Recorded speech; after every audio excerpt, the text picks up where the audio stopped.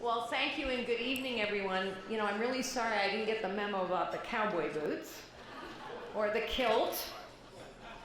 But thank you, Matt, for being a tremendous master of ceremonies, and Lawson for your ongoing leadership of CEI.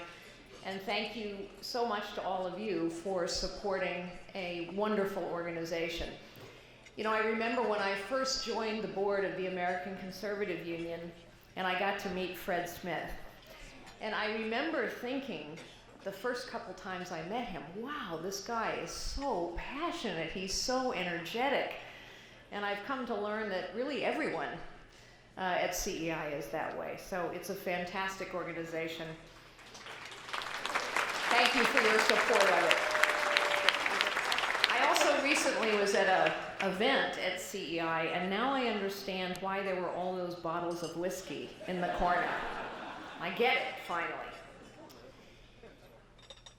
When I was a little girl, my mother said to me one morning, "What you are is God's gift to you. What you make of yourself is your gift to God."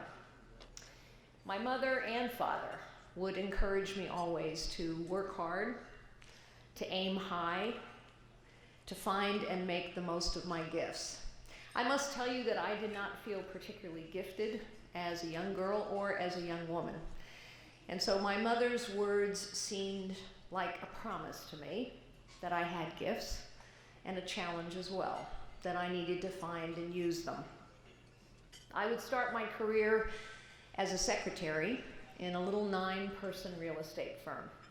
Coincidentally, that little 9-person real estate firm was literally 1 block from the headquarters of Hewlett-Packard, where many years later I would become the chief executive. And one day while I was typing and filing and answering the phones in that little company, 2 men who worked there approached my desk and said, "You know, we've been watching you. We think you could do more than type and file.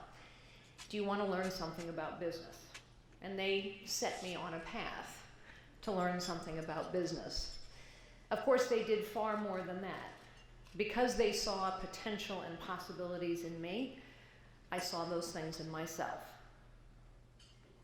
Whether it's in business or charity or any other human endeavor, my experience tells me that human potential is limitless. I belong to the Vernon Smith and Julian Simon School.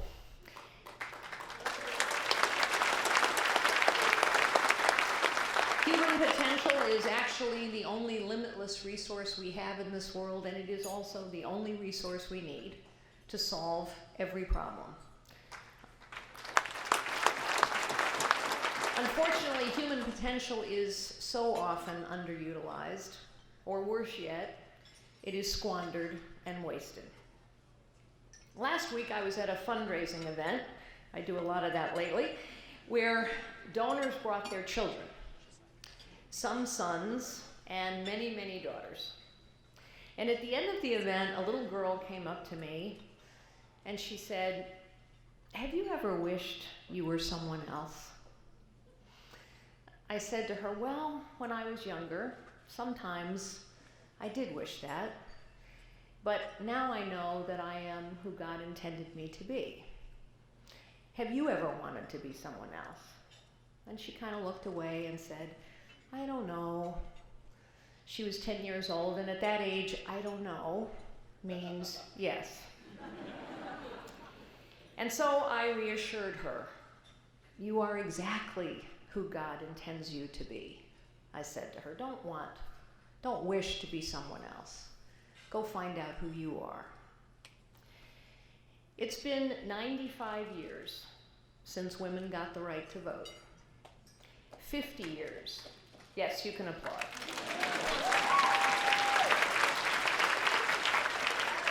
50 years since the feminine mystique. 16 years since I was named the first female CEO of a Fortune 50 company.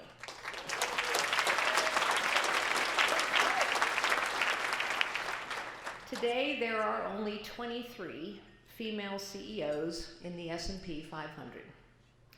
Fun fact, there are more CEOs named John than there are women CEOs. Among these same companies, there are only 19 women for every 100 board members. 84% of women strongly agree with the statement that women can lead just as effectively as men. Only 43% of men agreed with that statement. Companies headed by male executives receive 98% of all venture capital funding from Silicon Valley. That's a staggering $1.88 billion, compared to just $32 million for women. And recent studies from the NYU Child Study Center suggest that a girl's self-esteem peaks at 9 and declines from there. I believe it is time to have a conversation about the state of women in America. Women represent half of all human potential. Women around the world continue to be subjugated and marginalized. And here in this country, where women without a doubt have more opportunities than anywhere else on earth, we still can make our country a better place by fully tapping the potential of women. Today, women hold nearly 48% of all US jobs, up from 37% 40 years ago. And by 2011, this relatively small increase in women's participation in the workforce accounted for 1/4 of our GDP. In other words, more than a stunning $3.5 trillion was generated by the increase in women's participation in the economy. That's greater than the GDP of Germany and greater than half of the GDP of both China and Japan. Additionally, the data is clear. Companies with more women on boards of directors outperform their competitors. In other words, the facts are clear, the data is in. Realizing the potential of women isn't just the right thing to do, it's the smart thing to do.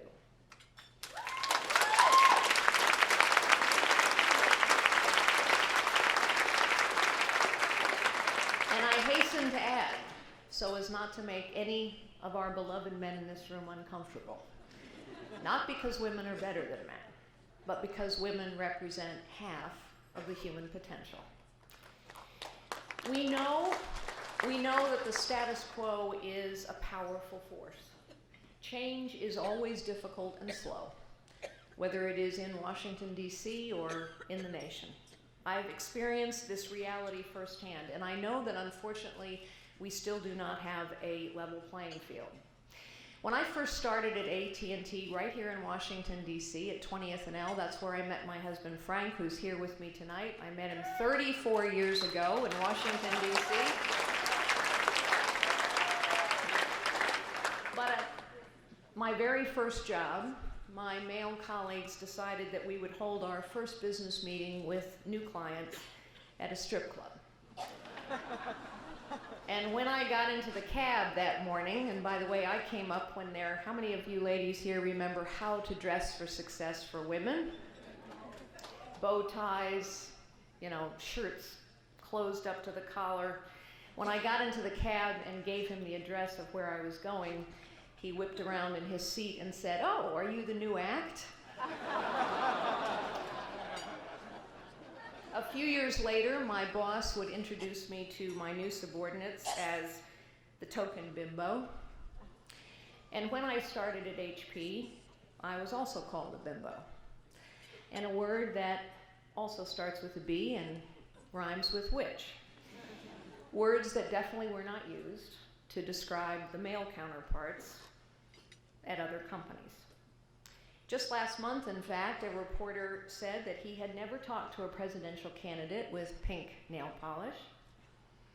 Another reporter asked me if my hormones prevented me from serving in the Oval Office. So here's a question for you ladies.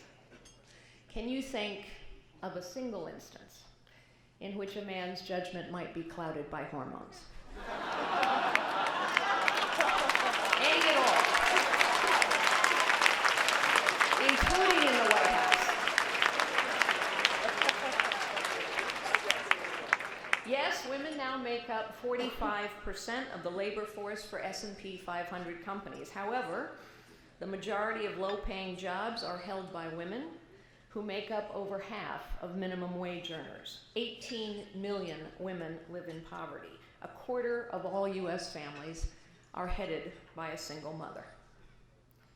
We have made undeniable progress, but we still have a very long way to go. Which brings me to another question that I was asked by a child at that fundraiser I told you about, this one by a young man, a rather precocious young man, I must say, who asked me, "What is feminism?" Feminism began, of course, as a rallying cry to empower women to vote, to get an education, to enter the workplace.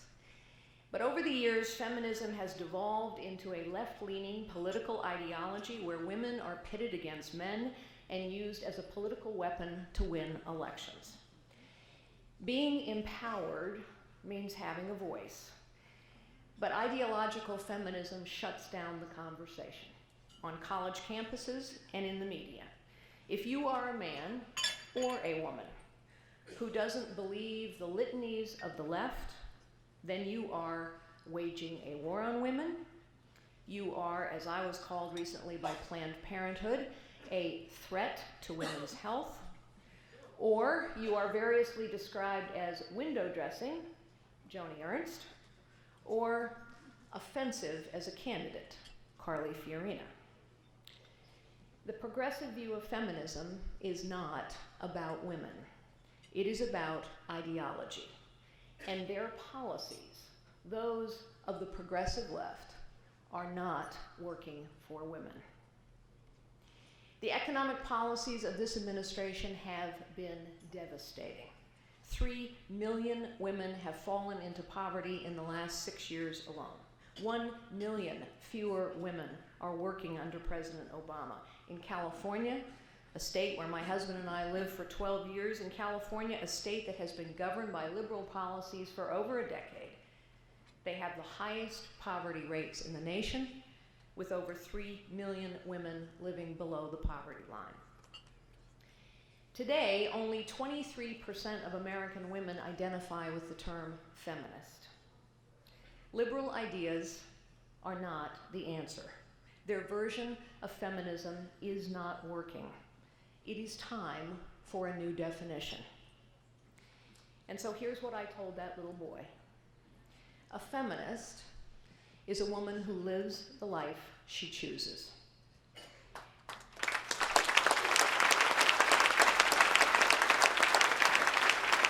We will have arrived when every woman can decide for herself how to best find and use her God-given gifts. A woman may choose to have 5 children and homeschool them.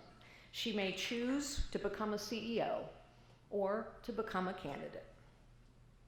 I am a conservative because I know we are all equal in the eyes of God, men and women alike. Our principles work better to lift men and women up so that they can choose their own path and live lives of dignity and purpose and meaning, which is what every human being wants. Research shows that private sector companies that have diverse workforces have important things in common. They have leaders who are actively engaged in and committed to increasing diversity. They talk about diversity regularly, not as a good thing to do, but as a business imperative. They recognize the important role that women play, and they ensure that outstanding women receive the sponsorship and professional development they need. They don't compromise standards. To the contrary, actually, they ruthlessly cultivate meritocracies and ensure that the most talented people, men and women, have equal access to opportunities to rise throughout the ranks. We did all of these things at HP during my tenure. We also led a process in which my senior team and I would spend time regularly looking at all the open positions in the company above a certain level. I insisted that there be a diversified and qualified set of candidates for every job, and then we selected the best person from there. By the end of my tenure, half of my direct reports were women. They rose on merit. But there's another side to this story. Less than a year after I was fired, those practices were abandoned, and 60% of those women were gone. Meritocracies are perishable. There are many things that we can and must do to ensure that all women can truly choose their own path and truly fulfill their potential. The first is we must encourage and foster those meritocracies. Let's look at the federal government for a moment. Despite it already being law, the left wants to further legislate equal pay. And yet, the left also supports seniority systems in government and unions that reward not merit, not performance, but time and grade. We know these systems pay for years worked rather than performance, disproportionately impacting women. And these seniority systems have perverse consequences. How often do we see yet another Inspector General report that says that in one or another agency, you can watch pornography all day long and earn the same pay, pension, and benefits as someone sitting next to you and trying to do a good job? This is something that government can change. We, as conservatives and libertarians, people who believe in merit and excellence, let's work together to move to a pay-for-performance meritocracy in the federal government and make promoting high-achieving men and women a priority.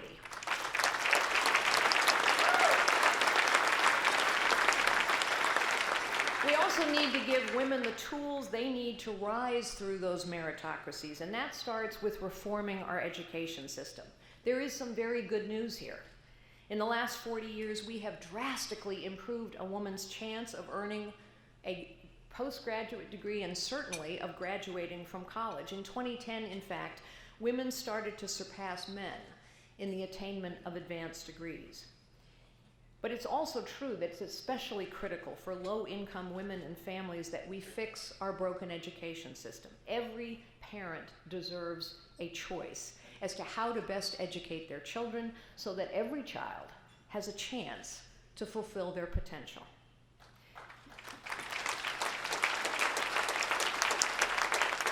You will recall that when Mayor Bill de Blasio was running for office in New York City, one of his platforms was to limit school choice. And who were the people who walked across the bridges to the city in protest? They were low-income families who said, "You are not going to take away the only chance my child has." A few years ago, the head of the Chicago Teachers Union said that the teachers union could not be held accountable for performance of students in their classrooms because too many of those students were poor and came from broken families. What was that head of the teachers union saying? What she in essence was saying was, if you're poor and you come from a broken family, you don't have potential and you can't learn. That is not what we believe, and that is not the American way.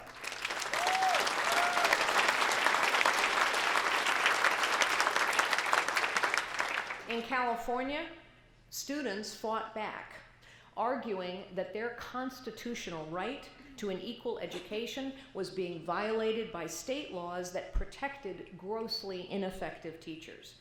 And the students won in court. In Louisiana, this administration sued to shut down a program that allowed students to leave their failing public schools. That's right.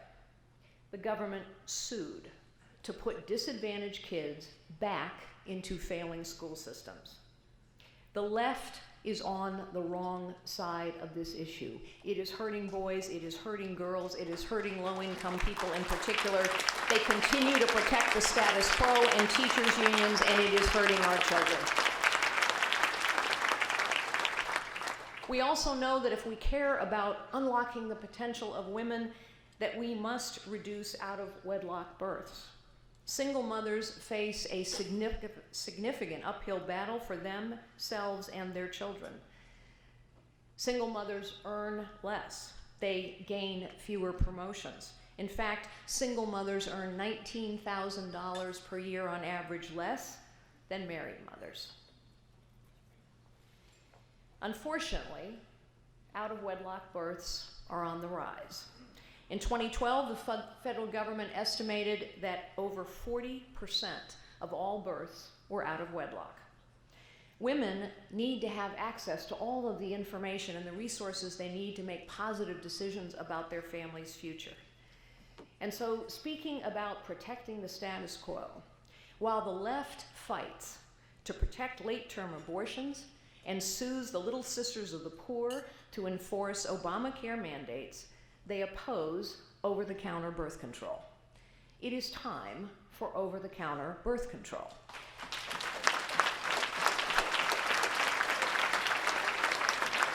Which will drive down prices and increase availability. When Claritin moved over the counter, the price was cut in half in less than a year, and today you can get a month's supply of what once was a very expensive drug for $3.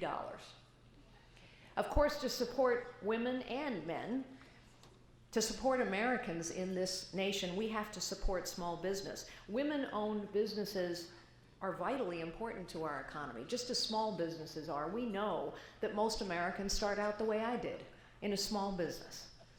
And we have come to the place in this nation where, for the first time in our history, we are now destroying more businesses than we are creating. It is the small and family-owned businesses that are being crushed, and meanwhile, crony capitalism continues on. Because, of course, as we well know, when government is big and costly and complicated, it is not only increasingly inept and corrupt, but only the big, the powerful, the wealthy, and the well-connected can deal with all of that complexity. And so we continue to crush small businesses.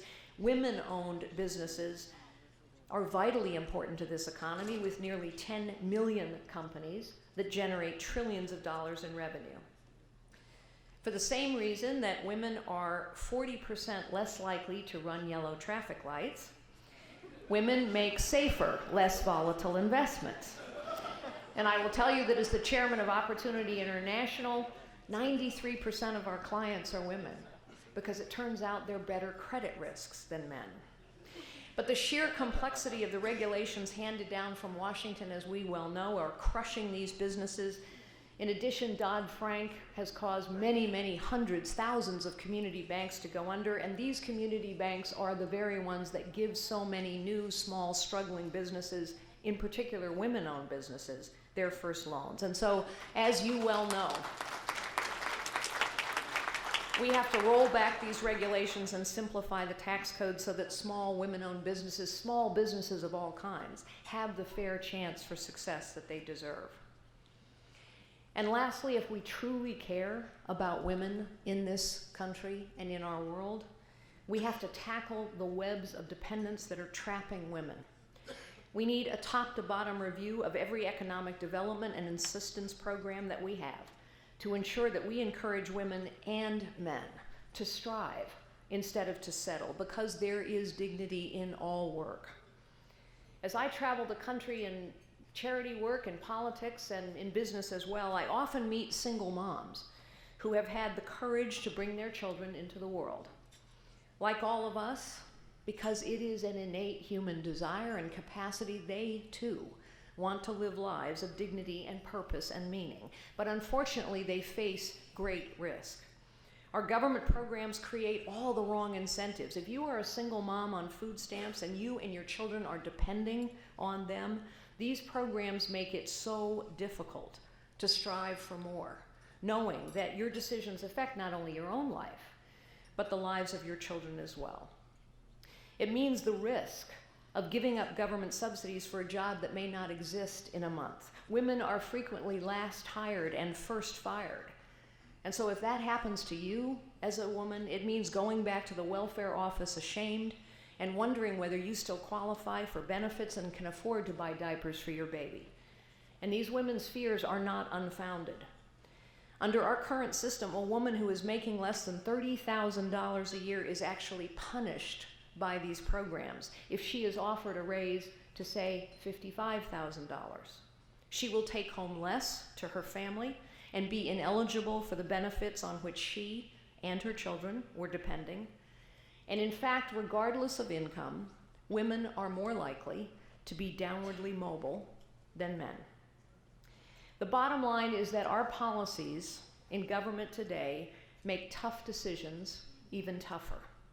We have too many people tangled up in webs of dependence that we have created.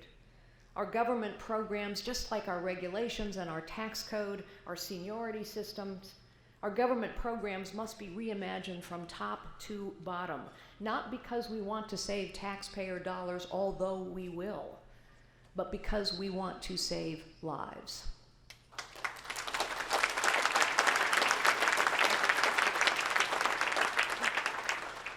At the end of the fundraiser that I referenced earlier, one of the parents asked me to give their children some parting words of advice. And so I said, aim high.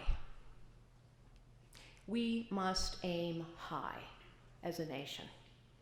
We must aim high in our families and in our communities. We must encourage boys and girls, men and women, to aim high in their lives. Aiming high is in the American spirit. Aiming high not only built this nation, it has imbued the character of our citizens. Lowering expectations has become a virtue. To those on the left who wring their hands at the notion of striving for excellence, and to them we answer, as a nation, aiming high is what has set us apart as Americans.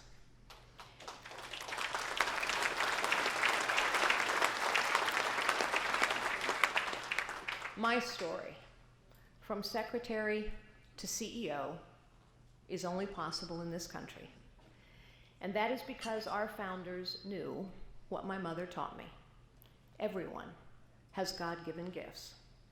Our founders built a nation on the belief that here you have the right to fulfill your potential.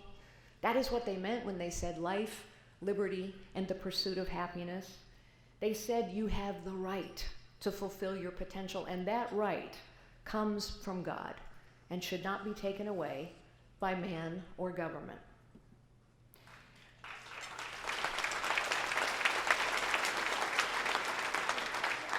Let us build a nation where every American knows their lives are filled with the possibilities that come from their God-given gifts. Let us ensure that this nation, in this, the 21st century, is a nation in which every person knows they can live a life of dignity and purpose and meaning. Let us together aim high and encourage every boy and every girl to do the same. Thank you so very much, ladies and gentlemen.